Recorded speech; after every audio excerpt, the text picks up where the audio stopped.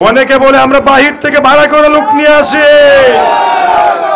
আপনারা কি ভাড়াটিয়া না বাদেশ্বরের মানুষ? এই ডাইসে দুই একজন অতিথি আসছেন পিছনে এবং সামনে। বাদেশ্বরের মানুষ ছাড়া কি কেউ আছেন?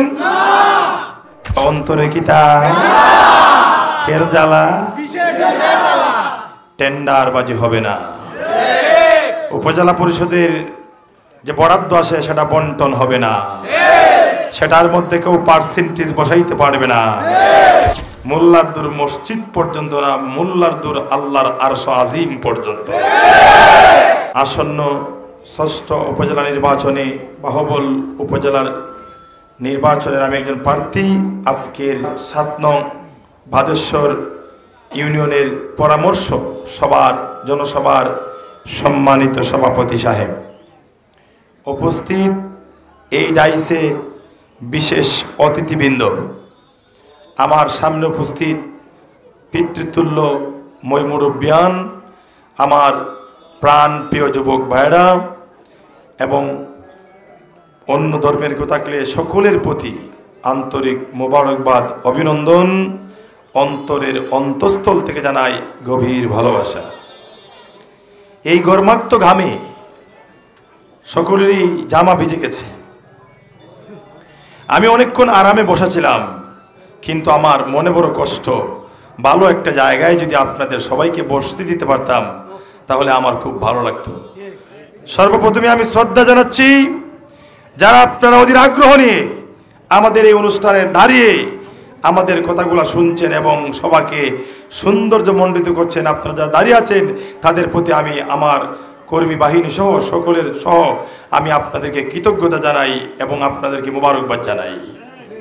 আজকে এখানে বাদেশ্বর ইউনিয়ন ছাড়া অন্য কোনো ইউনিয়নের মানুষকে আমরা কি ভাড়া করে আনছি?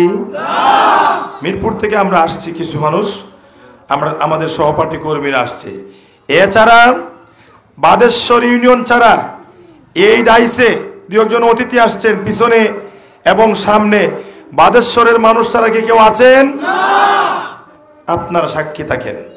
অনেকেই অনেক কথা বলেন, এজন্য আমি সাক্ষীটা নিয়ে গেলাম। একটু আল্লাহর ওয়াস্তে হাত তোলা দিবেন যারা বাদেশ্বরের মানুষ। বাদেশ্বরের মানুষ যারা হাত তোলেন একটু। অনেকে বলে আমরা বাহির থেকে ভাড়া করে লোক নিয়ে আসি। আপনারা কি ভাড়াটিয়া না বাদেশ্বরের মানুষ? বসেন, সাক্ষী দিয়ে দিলাম। প্রিয় উপস্থিতি, আমাদের জনস্রোত দেখে অনেকের কষ্ট হচ্ছে। আমরা ২১ তারিখের বিজয়ের অপেক্ষায় আছি, ঠিক না বেঠি? ২১ তারিখের বিজয়ের জন্য ধৈর্যের সর্বোচ্চ প্রাচীর নির্মাণ করে সেই ধৈর্যের পরিচয় দিতে আমরা রাজি আছি নাকি? ধৈর্য যদি না থাকে আমাদের প্রতি কোন দুর্গন্ধময় ইট পাটকেল নিক্ষেপ করা হবে, আপনাদেরকে কাদা লেপন করা হবে। তুই মোল্লার সাথে গেছস, মোল্লার সাথে গেছ মোল্লারদুর মসজিদ পর্যন্ত। মোল্লারদুর মসজিদ পর্যন্ত না, মোল্লারদুর আল্লাহর আরশ আজিম পর্যন্ত। হে ভাইরা আমার, মোল্লা সাহেব এতদিন পর্যন্ত বড় বালা আছি, এখন রাজনীতিতে আইছে মোল্লা এখন বালা না। তার কারণটা কি তা? কারণটা কি তা হইতাম নি? হইলাইতাম নি? অন্তরে খুব বেশি জ্বালা। অন্তরে কি তা? আমি আপনারা কইবা অন্তরে কি তা খের জ্বালা টেন্ডারবাজি হবে না। উপজেলা পরিষদের যে বরাদ্দ আসে সেটা বন্টন হবে না, সেটার মধ্যে কেউ পার্সেন্টেজ বসাইতে পারবে না। সংসদীয় আসন থেকে যে বরাদ্দ আসে কন্ট্রাক্টররা রাস্তাঘাটের কাজ শান্তি মতে করতে পারে না। এই জন্য জ্বালা। তারা জানে, আমাকে জানা না জানে তার চাইতে আমার বাবাকে সবচাইতে বেশি ভালো জানে। কারণ জানে মকসুদ আলী সাহেব একটি থেকে হারাম উপার্জন করে তার সন্তানকে জন্ম দেয় নাই। হালাল কে আমার বাবা আমাকে পয়দা করেছেন।